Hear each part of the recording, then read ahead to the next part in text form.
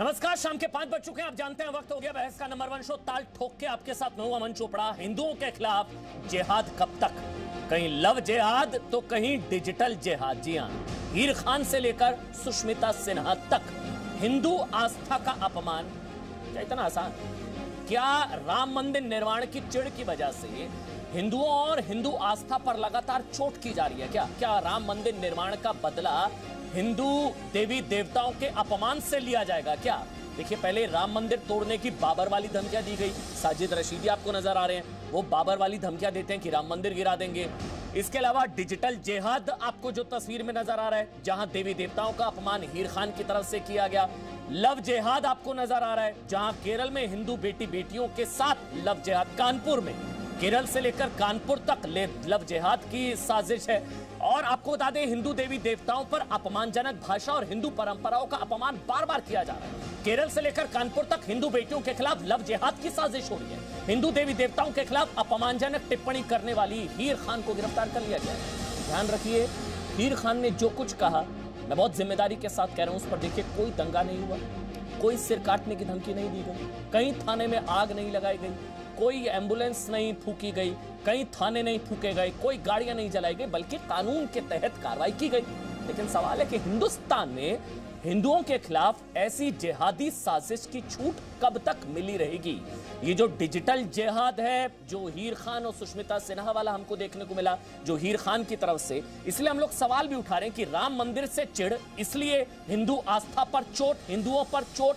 क्या राम मंदिर की खुन्नस हिंदू देवी देवताओं से निकाली जा रही है क्या? मेरे साथ संबित पात्रा, बीजेपी के राष्ट्रीय प्रवक्ता, इस वक्त जुड़ चुके हैं और मेरे साथ इसके अलावा एक बहुत बड़ा पैनल है। लेकिन सबसे पहले संबित पात्रा, आप ही से मैं शुरू कर रहा हूं।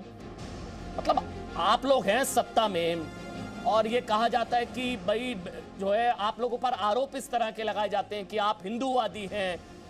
आप लोगों के होते हुए ऐसी जिहादी साजिशें हिंदुओं के खिलाफ, मतलब मैंने तो बयान सुना, खुन्नस तो आई लेकिन कानून पर भरोसा था, हीर खान अरेस्ट हुई।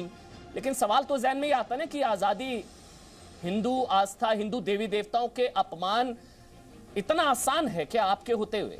रोज का हो गया, हम तो रोज सोशल मीडिया पर देखते हैं, नाम बदल जाते हैं, अपमान नहीं बदलता। संबित,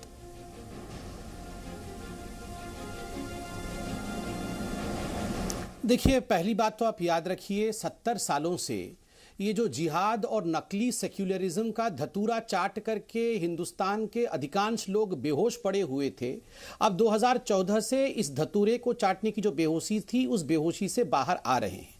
मैं बार बार इस शब्द का इस्तेमाल करूंगा कि जो नकली सेक्युलरिज्म का धतूरा चाट के, क्योंकि आपको याद होगा जिस महिला को आप बीच में दिखा रहे हैं, जिसका नाम हीर खान है, और जिस प्रकार की टिप्पणियां इसने हिंदू देवी देवताओं के लिए की है, वो इतनी भद्दी है कि आप दिखा भी नहीं सकते हैं और मैं सुन भी नहीं सकता हूं। उसके लिए 3 पत्रकार बहुत महान थे, उन 3 पत्रकारों का नाम नहीं लूंगा, और उनमें से एक पत्रकार रोज कहता है, मैं उसी के नाम पे कह रहा हूं, ये सेक्युलरिज्म का धतूरा, नकली सेक्युलरिज्म का धतूरा चाटा हुआ था। धीरे धीरे हम उस बेहोशी से बाहर आ रहे हैं। दूसरी बात, आपने कहा क्या हमने राम मंदिर जो बनाया है उसके कारण ऐसा हो रहा है? देखिए, इसमें कोई दो मत नहीं है कि एक तबका है, उसमें चिढ़ है। आर्टिकल 370 का हटना, ट्रिपल तलाक का हटना, राम मंदिर का बनना, उसमें चिढ़, CAA का आना, चिढ़ जरूर है। मगर ये एक माइंडसेट है, ये चिढ़ जरूर है, किंतु ये माइंडसेट शुरू से था। मैं एक उदाहरण देता हूं। 1920 में एक किताब लिखा आर्य समाज ने, और उस किताब का नाम था रंगीला रसूल। यह किताब इसलिए लिखा गया क्योंकि उस समय के कुछ इस्लामिस्ट थे जिन्होंने एक पैम्पलेट बांटा जिसमें मां सीता के लिए भद्दी टिप्पणियां की गई 1920 में, तो उसके बदले में एक किताब लिखा गया। उस किताब के ऊपर फतवा जारी हुआ और जो पब्लिशर था, पब्लिशर का नाम था महाशय राजपाल, उसका गर्दन काट के उनको मार दिया गया अक्टूबर 1929 में, जबकि वो कोर्ट से एक्विट हो गए थे, अंग्रेजी कोर्ट से एक्विट हो गए थे। 1929 में मार दिया गया। तो ये एक माइंडसेट है। तस्लीमा नसरीन को गला काटने की धमकी, सलमान रुश्दी को धमकी, कमलेश तिवारी को मार देना। उसी प्रकार से आपने नवीन, एक दलित युवक नवीन ने जो ट्वीट किया था बेंगलुरु में, उसके बाद कांग्रेस के ही विधायक के घर को फूंक देना, ये एक माइंडसेट है और इसी प्रकार से ये माइंडसेट काम करती है। मैं यहां पर एक कैविएट के साथ अंत करूंगा, और वो कैविएट है कि अल्लाह के इस्लाम से हमें किसी प्रकार का कोई शिकवा नहीं। सिन्हा वाला, उसमें उनका माइंडसेट, वो कह रही हैं कि वो मिसोजिनी के खिलाफ दरअसल आवाज बुलंद कर रही थी। और कुछ तीज के त्योहार या हिंदू देवी देवताओं को लेकर उनकी आपत्ति थी, ये वो मिसोजिनी मतलब महिला विरोध के खिलाफ थी। इस वजह से उन्होंने उन शब्दों का इस्तेमाल किया, टॉयलेट पेपर और तमाम चीजें, देवी देवताओं की तस्वीरों वाला। उन्होंने बोला वो मिसोजिनी के खिलाफ बोल रही थी। ये उनका पक्ष है, बताना जरूरी था। इस पे थोड़ा वक्त दीजिए क्योंकि इसको मुझे समझाना पड़ेगा। पहले तो मैं आपके टीवी चैनल पे आज कह दूं, जी न्यूज़ पे, कि अल्लाह के इस्लाम से हमें किसी प्रकार का कोई आपत्ति नहीं है। आप बिल्कुल फ्री हैं प्रैक्टिस करने के लिए। मगर जो मुल्ला का इस्लाम होता है, जिसमें कहीं ना कहीं फतवे, लव जिहाद और जिस प्रकार की भाषा का प्रयोग अभी किया गया है, उसके खिलाफ हम हैं और हम ही बोलने वाले हैं। आपने मिसोजिनी की बात की। ये जो सुष्मिता सिन्हा लड़की है, एक अपने आप को जर्नलिस्ट कहती है, इस महिला ने कहा कि मैं तो वेद शास्त्र जो है उसको टॉयलेट पेपर के रूप में इस्तेमाल करूंगी क्योंकि महिला अपने पति के लिए व्रत रखे। ये तो बहुत बड़ा मिसोजिनी है, महिलाओं के खिलाफ है। अब देखिए, मैं उन सेक्युलरिस्ट वादियों से, ये जो धतूरा चाट के पड़े हुए हैं, उनको 3-4 उदाहरण दूंगा। अगर ये दूसरे धर्म में होता, इस्लाम में होता, तो वो क्या करते। मैं बाकायदा आज कोटेशंस लेके आया हूं। मैं हदीस से सही अल बुखारी जो 2658 नंबर में लिखा हुआ है वो मैं नरेट कर देता हूं। The prophet said, Isn't the witness of a woman equal to half of that of a man? The woman said yes. He said this is because of the deficiency of a woman's mind. मतलब witness जो होती है, महिला अगर witness बने तो वो एक पुरुष के आधी विटनेस होती है, आधा उसका वजूद होता है, क्योंकि महिलाएं कम अकल की होती है, उसका दिमाग कम है, ये हदीस कहती है। और याद करिए, ये all India Muslim personal law board ने इसको कोट किया था जब ट्रिपल तलाक पे केस चला था कि महिलाएं कम अकल की होती है, इसलिए ट्रिपल तलाक देने का अधिकार पतियों का ही है। तो क्या आप बताइए, टॉयलेट पेपर बनाया जा सकता है? पवित्र किताबों का टॉयलेट पेपर बनाने की हिम्मत करेंगी? वो नहीं करेंगी। आपको दूसरा उदाहरण मैं देख रहा हूं, ये बहुत महत्वपूर्ण उदाहरण है और आदरणीय कुरान शरीफ से मैं दे रहा हूं, सूरा निशा से। सूरा निशा में लिखा हुआ है 34, सूरा वर्स 34 कोट करता हूं, men are in charge of women by right. मतलब महिला जो है वो पोजेशन है, पुरुष की पोजेशन है बाय राइट। ये सही है क्या?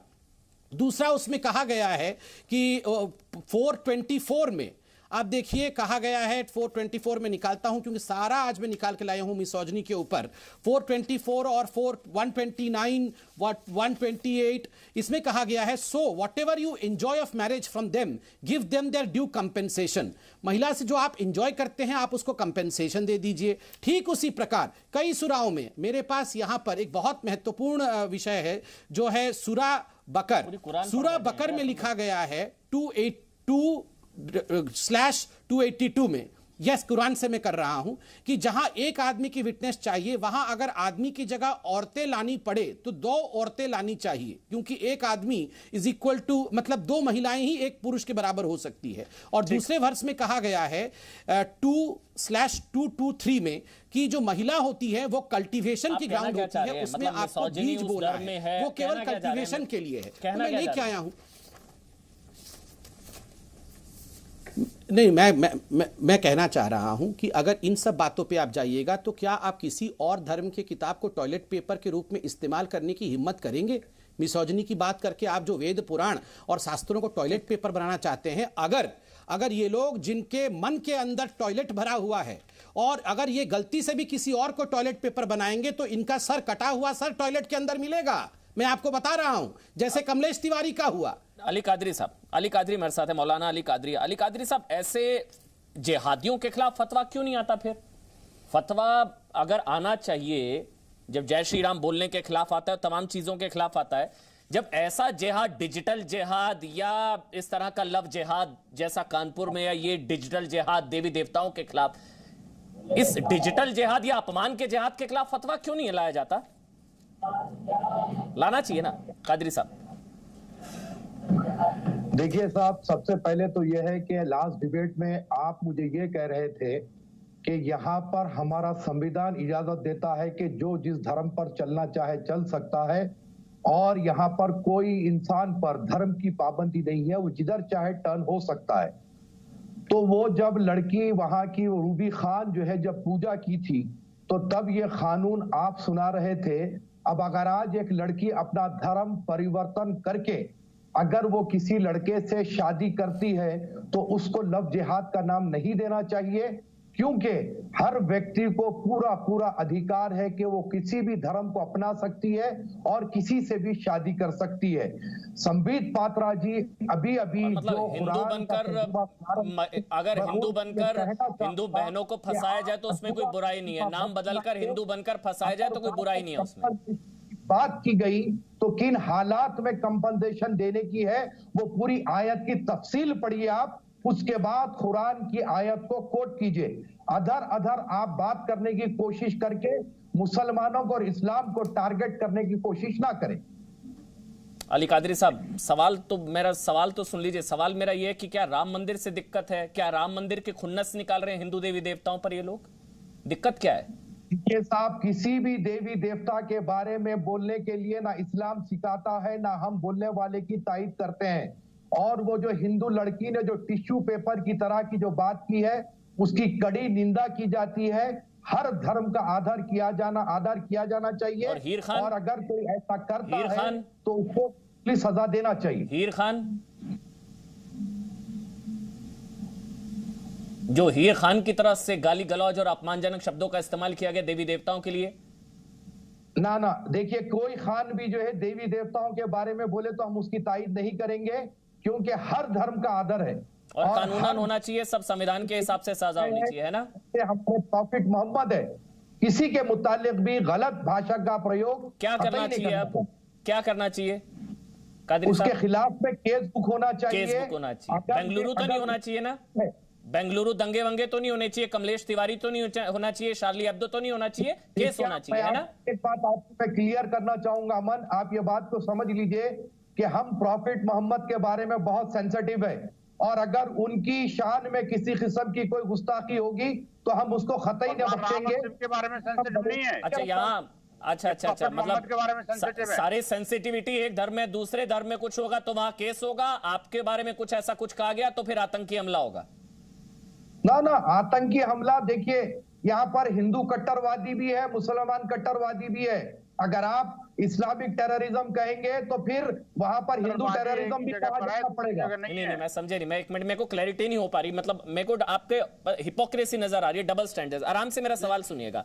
आपने कहा हीर खान की तरफ से जो देवी देवताओं को लेकर गाली गलौज या अपमानजनक शब्दों का इस्तेमाल किया गया, उसमें केस होना चाहिए, कानूनन गिरफ्तारी होनी चाहिए संवैधानिक तरीके से। ठीक कहा मैंने? बिल्कुल होना चाहिए। तो नवीन के मामले में बेंगलोर को जला दिया था। हाँ बिल्कुल, आप अगर वक्त पर एक्शन लिए होते तो रोड लोगों पर, सड़कों पर लोग, अच्छा, वक्त पर एक्शन नहीं होगा तो आतंकी हमला या दंगे कराए जा सकते हैं, तो उसमें बुराई नहीं है। आपका मतलब आपका इस्लाम ये कहता है कि अगर कानूनन कार्रवाई नहीं हुई तो दंगे जायज हैं।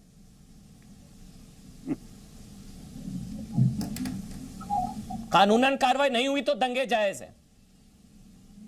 कानून अगर वक्त पर अपना काम करेगा तो लोग सड़कों पे उतरेंगे क्यों? और अगर नहीं करेगा तो हम एहतजाज, तो आतंकी हमला और दंगा, हम एहतजाज करेंगे। और इंतजार, आपके इंतजार में नहीं हुआ तो इंतजार नहीं करे तो एक मिनट ना, अभी एक मिनट ना, अभी सहिष्णुता का पाठ पढ़ाने वाले बताइए ना, अगर नहीं हुआ एफआईआर, नहीं हुई कार्रवाई तो क्या करेंगे? दंगा। हम एहतजाज करेंगे, जो संविधान हमें हक दिया है हम उसका इस्तेमाल करेंगे। तो संविधान का इस्तेमाल किया था बेंगलुरु में, कमलेश तिवारी में संविधान का इंतजार किया गया था जब गला काट दिया गया था। बेंगलुरु में जब दंगे किए गए थे नवीन के मामले में, नवीन के पोस्ट का कोई जिक्र करता है वो गलत था, उन्होंने ऐसे ही पोस्ट का जवाब दिया था। आपको पता है, ऐसे ही पोस्ट का जवाब दिया गया था। अब अगर इस पोस्ट पर हीर खान पर अगर कोई जवाब दे दे तो बेंगलुरु हो जाएगा। जो उन्होंने पोस्ट किया वो भी गलत, ये भी गलत। यही मेरे को आपको समझाने का मेरा मतलब था कादरी साहब कि संविधान दोनों जगह, डबल स्टैंडर्ड्स नहीं हो सकते। संबित पात्रा जवाब दे दीजिए, उसके बाद मैं आ रहा हूं, उसके बाद विनोद बंसल जी और आचार्य अंकुर मैं आपके पास आ रहा हूं। संबित पात्रा जवाब दे दीजिए। दूसरों के भी तकलीफ को, कानून पर भरोसा रखिए, संविधान पर भरोसा रखिए। ये शांत हो जाएं जरा। संबित देखिए अमन भाई, मुझे तो बड़ा आश्चर्य लगा देखिए, अली कादरी साहब ने कहा कि हमारे प्रॉफिट को लेकर हम बहुत ज़्यादा सेंसिटिव हैं, अगर उनके बारे में कुछ भी कोई कहेगा तो हम तो छोड़ेंगे नहीं। और आपने देखा कि किस प्रकार बेंगलुरु के हिंसा को भी एक तरह से जस्टिफाई कर रहे हैं, जबकि 3-4 घंटे के अंदर नवीन की गिरफ्तारी भी हो गई तो वो उसको जस्टिफाई कर रहे हैं। मैं आपको बताता हूँ, देखिए इनका ये जो वन वे ट्रैफिक चल रहा है, ये जो धतूरा चाट के सेक्युलरिज्म का लोग बेहोश पड़े हुए हैं, उसमें वन वे सेक्युलरिज्म चल रहा है।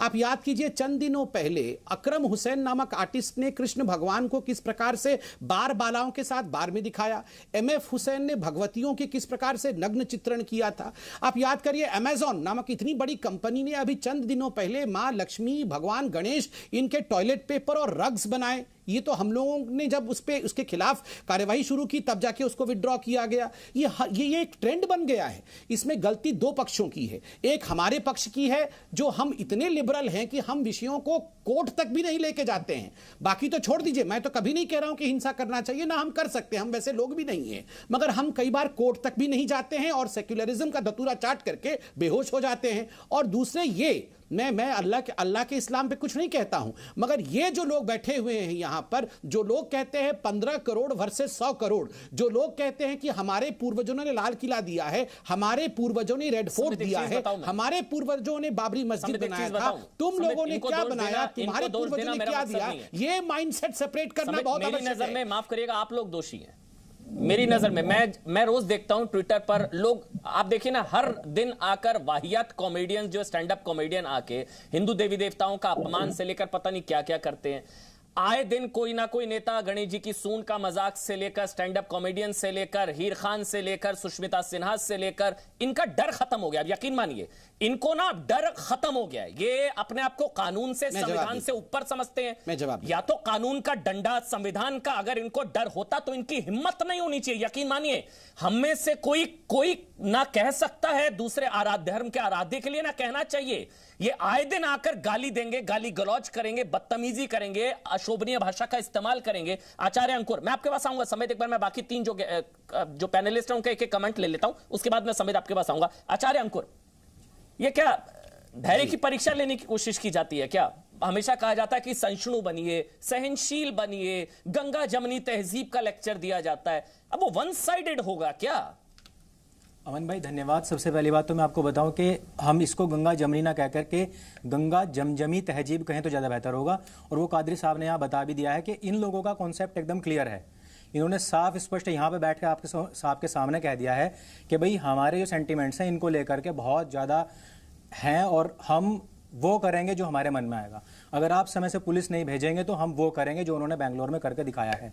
दूसरी चीज़ मैं आपको बताऊं कि जो आपने सुष्मिता का केस अभी बताया है मुझे, 1875 में महर्षि देवदयानंद सरस्वती जी ने सत्यार्थ प्रकाश बुक लिखी थी और उसमें सभी दीगर जितने भी मजहब थे सभी की समीक्षा उन्होंने की थी। और कंपैरेटिव स्टडी करते हुए उन्होंने बहुत सारी बुक्स पढ़ी हैं और सभी की समीक्षा भी की है, लेकिन कभी भी किसी भी बुक का उन्होंने अपमान नहीं किया और ना ही कभी उन्होंने कहा कि किसी को फाड़ करके फेंको या कुछ भी करो। अगर आपको उसमें कहीं भी कोई कमी लग रही है तो आप उसके बारे में बात कीजिए। हमारे यहाँ तो ओपन स्टेजेस हैं, आप वहाँ करके बात तो कीजिए। आप उस सनातन के बारे में बात कर रहे हैं जो कहता है यत्र नार्यस्तु पूज्यन्ते रमन्ते तत्र देवता। तो यदि आप हमें सिखाएंगे कि महिलाओं का सम्मान और अपमान क्या होता है, जहां व्यक्ति, एक पुरुष भी महिलाओं का इतना सम्मान करता है, देवतुल्य उसको मानता है, उसको आप समझाएंगे। और रही बात जहां तक कि हीर खान की और इतने बहुत सारे और भी बहुत सारे लोग हैं जो सोशल मीडिया पटा हुआ है। ये तो आज एक हीर खान पकड़ी गई है, इनको डर नहीं लगता है? इनको किस बात का डर है?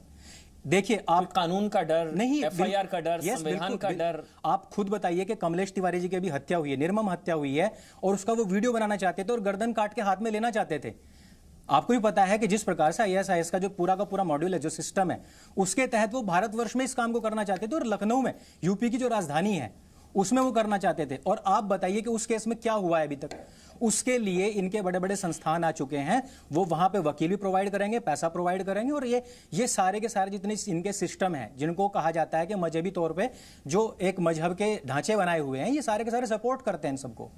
इसलिए इसमें जड़ में जाने की जरूरत है अमन भाई, कि हमें यह देखना होगा कि जब हमारा भारतवर्ष आजाद हुआ उस समय पे हमको पंथ निरपेक्षता का धर्म निरपेक्ष बना करके पढ़ाया गया है। और जितने भी हमारी आजकल के युवा हैं वो सारे के सारे आज क्या समझते हैं, किस तरीके से उसको रिप्रेजेंट करते हैं। आपने बहुत अच्छा कहा कि कॉमेडियंस जो बीच में ले लिया उनका नाम, इस तरीके से रिप्रेजेंट किया जाता है इन सभी चीजों को कि पंथ निरपेक्षता, जिसको कि धर्म निरपेक्ष बता करके हम सबको परोसा जा रहा है, ऐसे बता करके कि पंथ निरपेक्षता का अर्थ क्या है? हिंदू विरोध।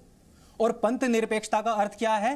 सापेक्ष दूसरी सरकार जिसका कानून है शरिया।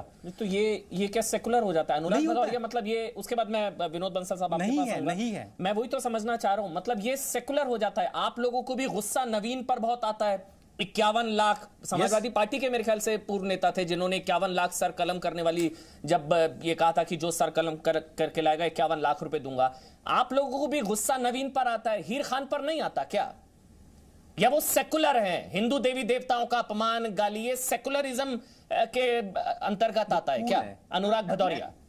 बिल्कुल। मैं आपको एक बात बता दूं, बड़ी जब मैंने संबित भाई को सुना, मेरी बात भी सुनेंगे, क्योंकि कुछ लोग सांप्रदायिकता का भांग पिए हुए हैं, उनको होश नहीं रहता क्या बोल रहे हैं। उनको ये भी नहीं पता चलता कि सरकार किसकी है देश में, प्रदेश में, और जहां भी दंगे हुए हैं, जिस तरह घटना हुई, सरकार तो भारतीय जनता पार्टी की है। तो इसके मतलब आप ये मान रहे हैं कि आपकी सरकार का कानून नहीं चल रहा है, आप संविधान का पालन नहीं कर पा रहे हैं, तो हट जाइए सरकार से। जब आपके रहते हुए सरकार यहाँ पे है, मजबूत सरकार आप बताते हो, और वहां पे इस तरह की घटनाएं हो जाए और इस तरह घटना करके लोग निकल भी जाए, जैसा अभी आपने खुद ही बोला अमन जी कि इसके मतलब कानून का पूरी तरह पालन सरकार नहीं कर पा रही भारतीय जनता पार्टी। भारतीय जनता पार्टी के बस का सरकार चलाना नहीं है। अगर सरकार चलाना बस का होता तो इस तरह की घटनाएं नहीं हो पाती जिस तरह की घटनाएं हो रही हैं, और घटनाएं करके लोग लव जिहाद हो रहा है, आप ये मान रहे हैं? सिर्फ एक घटनाएं नहीं हो रही है। मैं कह रहा हूँ लगातार जाति धर्म के नाम पे जो राजनीति होती है, आप बताइए, चाहे कोई भी हो, किसी धर्म को गाली देगा, कैसे गाली देके निकल जाएगा? क्यों गाली देगा कोई? किसी धर्म को इतनी हिम्मत कहां से आती है? इसके मतलब आप संविधान का पालन नहीं कर पा रहे। कोई व्यक्ति किसी को गाली कैसे देगा? सोशल मीडिया पे लगातार गालियां चलती है, क्यों गालियां चलती है? इसके मतलब आप सोशल मीडिया पे कंट्रोल नहीं कर पा रहे। बार बार आपको बोला जा रहा था इस पे कानून बना दो, अब नहीं बनाना चाहते क्योंकि आपको कहीं ना कहीं फायदा नजर आता है। लगाए आप बताइए, उत्तर प्रदेश में लगातार महिलाओं पे अत्याचार हो रहा है कि नहीं हो रहा है? आप बताइए, कौन भाग खा के सोया हुआ है? नहीं, मैं पूछा था लखीमपुर में क्या बच्ची के साथ अन्याय नहीं हुआ? एक महीने में 2 बच्चियों के साथ अन्याय हो गया क्या? गोरखपुर में बच्ची के साथ अन्याय नहीं हुआ? आप समझे नहीं थे शायद। 12 हत्याएं नहीं हो रही? आपको ये गुस्सा आप समझे नहीं। सुनिए ना अनुराग जी, सुनेंगे मेरा सवाल? अनुराग जी, मेरा सवाल आपकी हिपोक्रेसी को लेकर था। आराम से अनुराग जी, आराम से, एक तो आराम से बात करेंगे, डर लगता है, आराम से आराम से। मैं सवाल पूछूंगा, बीच में मत बोलिएगा। मैंने आपको नहीं टोका, इस तरह से डिबेट नहीं करेंगे। आराम से, विनोद बंसल भी वेट करें अपनी टाइम का, आराम से। मेरा सवाल दरअसल आपकी हिपोक्रेसी को लेकर था। अगर मैं आपसे सवाल पूछूं, अभी 1 मिनट रुकिए, 1 मिनट रुकिए, आप मुझे बताइए क्या लव जिहाद है? क्या लव जिहाद हो रहा है? हाँ या ना, बस इतना बता दीजिए, अभी पता लगेगा आपकी हिपोक्रेसी। आप मुझे बताइए क्या लव जिहाद हो रहा है? लव जिहाद है या नहीं है, बस इतना बता दीजिए। कोई भी गलत करेगा, किसी जात धर्म का उसको सजा देने की आराम व्यवस्था से, किसके पास है? सरकार के पास है, कानून के पास है। मैं सवाल नहीं छोड़ सकता। कानून का पालन नहीं कर पा रही है सरकार के पास हिम्मत नहीं है कानून का पालन करवाने पर। सर एक मिनट साइकिल पर ब्रेक लगाइए, आराम से, आराम से। सरकार मान ले। अनुराग भाई, अनुराग भदौरिया, हम नहीं चला पा रहे। अनुराग भदौरिया, सवाल से मत डरिए, सवाल नहीं छोड़ूंगा। लव जिहाद है या नहीं है? मैंने क्या पूछिए सवाल? लव जिहाद है या नहीं है? क्या लव जिहाद? लव जिहाद मैंने क्या बोला? अगर है या नहीं है? हाँ या ना? सुनिए ना, अगर किसी हाँ या ना? जबरदस्ती की है, आप मानते हैं लव जिहाद एग्जिस्ट करता है या नहीं करता है? मेरी बात सुन लीजिए। पहले मेरे सवाल का जवाब दीजिए, भागिएगा नहीं डर कर। अगर पूरा देश आपको सुन रहा है, बड़ी बेबाकी से बहुत ज्यादा चीख रहे थे। मेरे सवाल का जवाब दे दीजिए, चुनौती दे रहा हूं ताल ठोक के। लव जिहाद एग्जिस्ट करता है या नहीं करता? एफआईआर होने के बाद उसको कोर्ट में पेश करना चाहिए, सजा देनी चाहिए। अनुराग भदौरिया, देखिए अब क्या होता है, आप बहुत ताल ठोकते हैं, मगर जब एक सवाल में फंस जाते हैं, लव जिहाद है या नहीं है? बोलता हूँ कि लव जिहाद है या नहीं है? कानून को अपनी कार्रवाई करनी चाहिए, देश संविधान से आपका फर्जी सेकुलरिज्म एक्सपोज हो रहा है अनुराग भाई। अनुराग भदौरिया,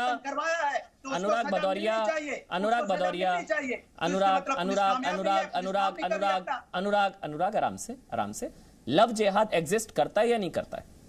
मैंने कहा ना, अगर लव जिहाद एग्जिस्ट करता है, अगर नहीं करता है या नहीं करता है, तो सजा मिलनी चाहिए उसको। करता है नहीं करता है? सजा मिलनी चाहिए ना। करता है नहीं करता है? कोई भी लव जिहाद करेगा और जबरदस्ती अगर किसी का धर्म परिवर्तन करवाएगा तो उसको कानूनन सजा पुलिस देगी ना, सरकार। तो लव जिहाद एग्जिस्ट करता है ना? सजा दे दे। क्यों अभी तक एफआईआर नहीं हुई? मैं वही कह रहा हूं अनुराग भदौरिया, लव जिहाद के खिलाफ भी बोलिए, हीर खान के खिलाफ भी बोलिए, सिर्फ नवीन के खिलाफ मत बोलिए। बस मैं ये समझा रहा था आपको, ये जो आपको संबित पात्रा बताएं एफआईआर क्यों नहीं हुई? विनोद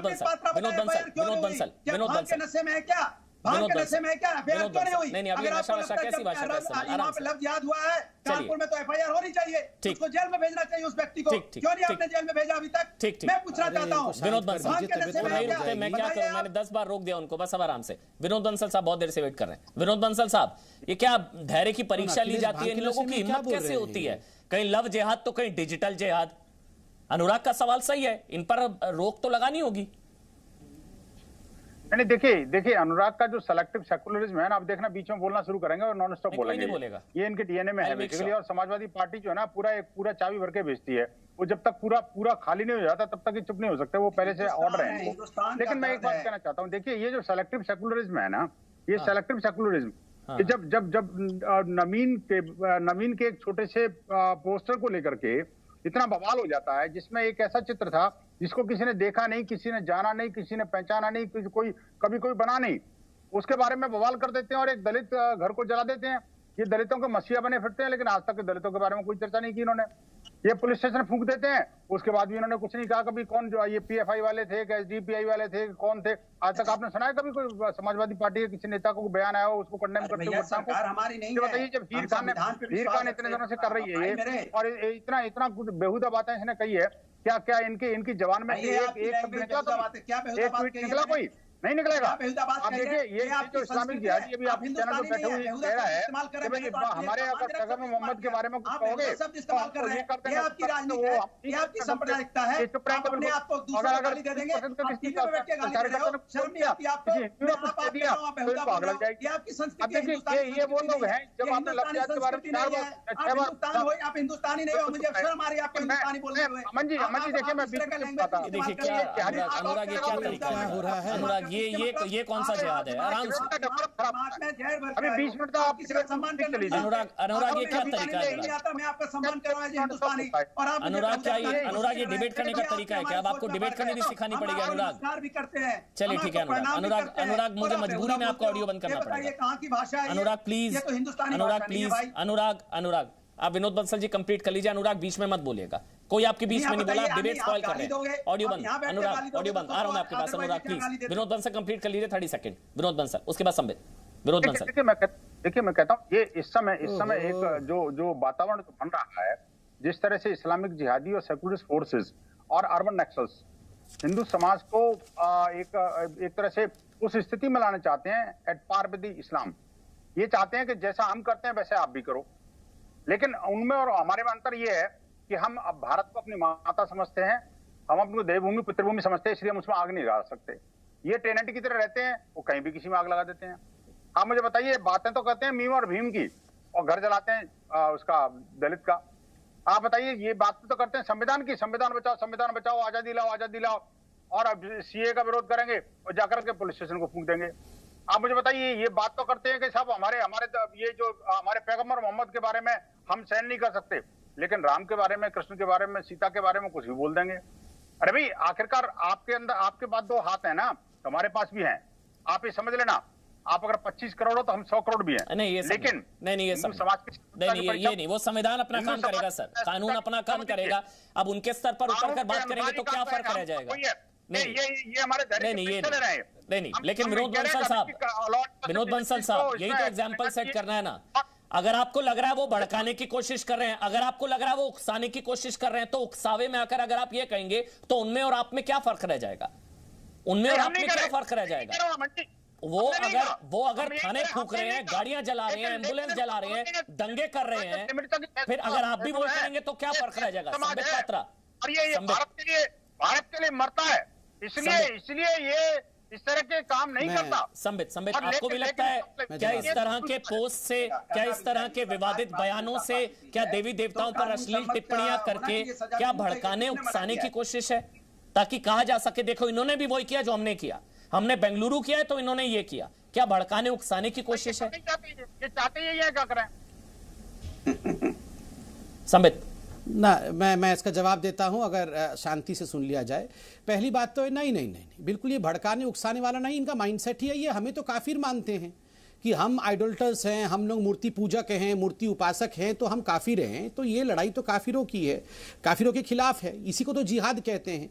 तो ये इसलिए नहीं कर रहे कि हम भड़क जाएं, और हम भड़केंगे भी नहीं, क्योंकि हमारे डीएनए में भड़कना है ही नहीं। कब हमने जाके कभी कहीं पर आपने सुना है कि कभी हमने जाके कहीं मस्जिद तोड़ दी है और वहां मंदिर बना दिया हो? आपने कभी सुना है कि हमने जाकर किसी और देश पे आक्रमण करके उसको परिवर्तित करके हिंदू देश बना दिया हो? ये हमारे डीएनए में नहीं है, इसलिए हम वो काम कर ही नहीं सकते हैं। दूसरी बात यहां पर देखिए, अभी क्या हुआ मैं आपको बताता हूं, शायद आपने सुना नहीं। यहां पर अभी विनोद बंसल भाई साहब ने कहा कि ये जो लड़की है हीर खान, इसने बहुत बेहुदा टिप्पणी की है।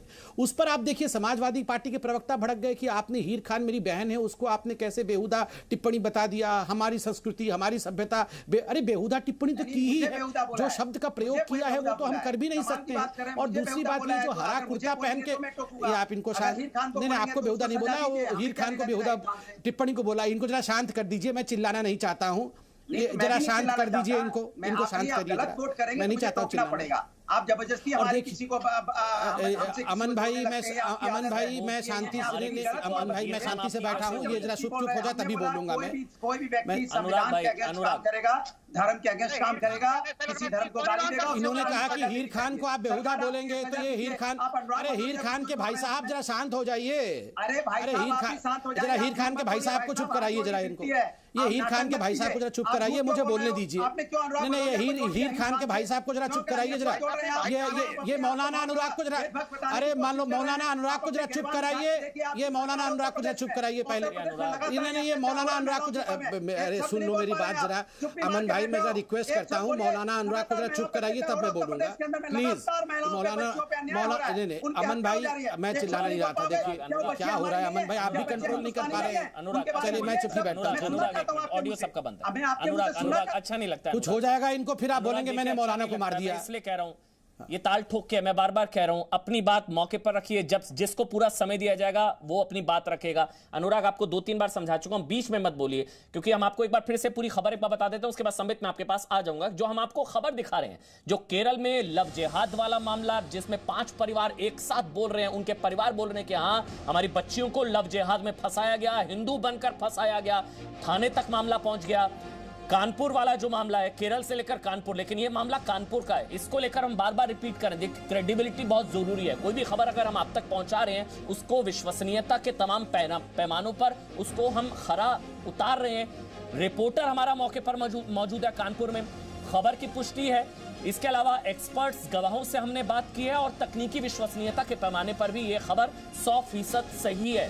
पुलिस के बयान है, गवाहों के बयान है, इस मामले में एफआईआर है, इस मामले में एसआईटी का गठन किया जा चुका है, एफआईआर हो चुकी है, गवाहों के बयान है, एक्सपर्ट्स के बयान है, और इसी के बेसिस पर हम ये कह रहे हैं लव जिहाद का मामला है कानपुर में 5 परिवारों की तरफ से जो कहा गया। मैं डिबेट में लौट रहा हूं, ये रिक्वेस्ट करते हो, लेकिन लव जिहाद को लेकर इससे पहले भी, ये कोई पहली बार मामला नहीं सामने आया, इससे पहले भी जी न्यूज की तरफ से कई बार लव जिहाद के खिलाफ जो है ताल ठोकी गई है, कई स्टोरीज हमारी तरफ से की गई है। वो अगर उस स्टोरी का एक मुख्य अंश अगर हम सुना, इसके बाद समित मैं आपके पास आऊंगा ताकि पता लग जाएगा कि लव जिहाद एग्जिस्ट करता है। वो छोटा सा चंक सुनाइए आप। रवि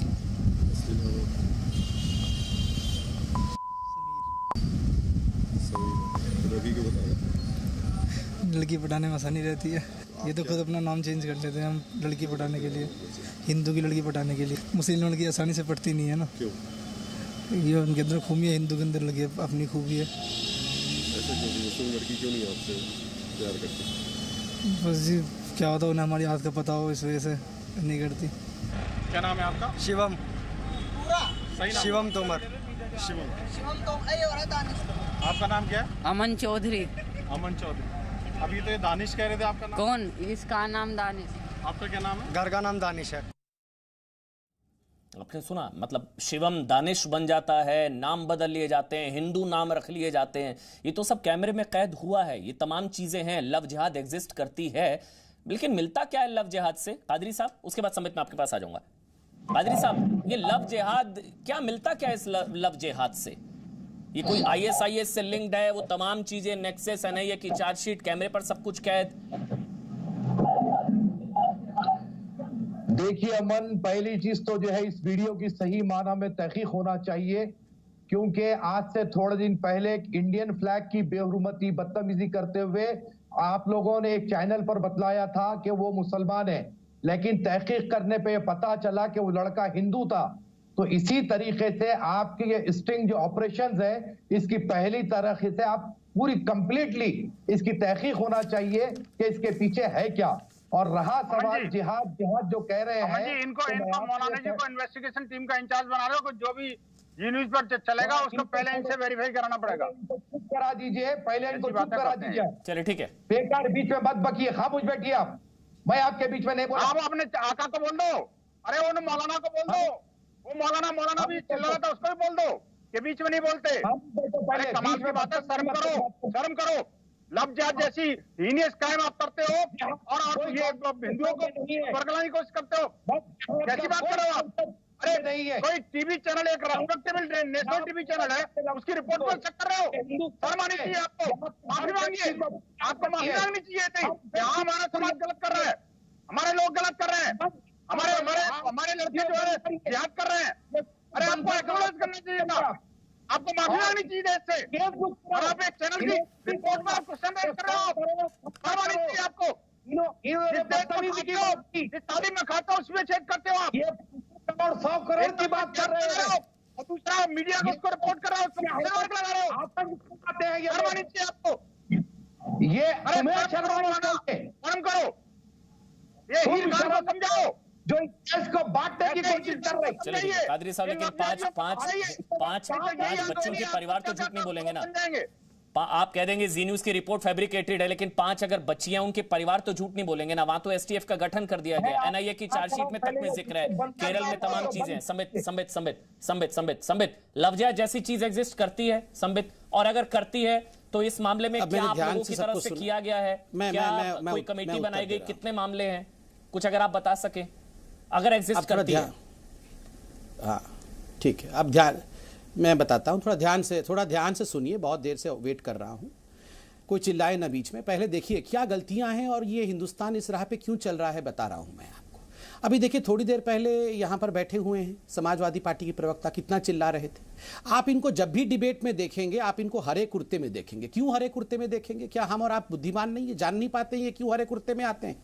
ये गंगा जमुनी तहजीब, इसका जो ठेकेदार हम सब बने हुए हैं कि हम तो हरा कुर्ता पहनेंगे। आप मुझे एक मौलाना दिखा दीजिए कोई टीका लगा के डिबेट में बैठता हो कि चलो मैं बाकी लोगों को खुश करने के लिए टीका लगा के बैठूंगा। मुझे एक दिखा दीजिए कि एक मौलाना कोई इस पूरे हिंदुस्तान में, क्या पूरे विश्व में हो, कि जो डिबेट में आने से पहले कहता हो कि चलो आज मैं टीका लगा के जाता हूं कि मेरे हिंदू भाई जो है वो खुश हो जाएंगे। नहीं, मगर हमारा ये है, देखिए ये बैठा है नीचे, ये हरा कुर्ता, ये हरे कुर्ता मतलब 100 हरे कुर्ते हैं, हरे कुर्ता ही पहनना है। क्यों पहनना है ये हम जान नहीं पा रहे हैं क्या? ये क्यों पहनना है आप भी जानते हैं।